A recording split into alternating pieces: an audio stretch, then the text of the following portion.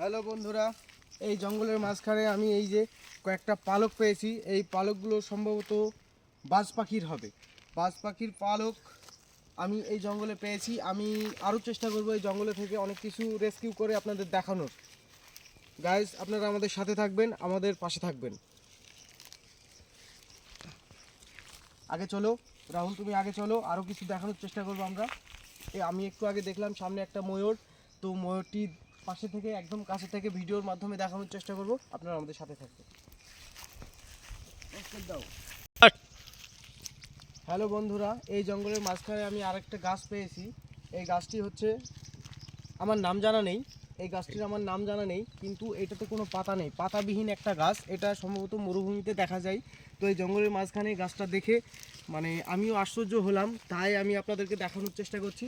গাছটা দেখুন, দেখে কমেন্টে জানান এটা কি গাছ। হ্যালো বন্ধুরা, আমি দুঃখিত।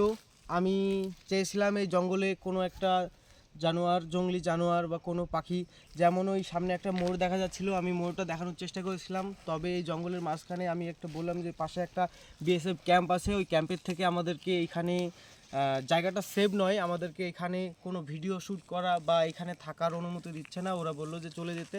দুঃখিত, আমি তাই চলে যাচ্ছি। আমি একটা নতুন লোকেশনে গিয়ে একটা নতুন ড্যামের ভিডিও দেখানোর চেষ্টা করব। আপনারা আমাদের সাথে থাকবেন।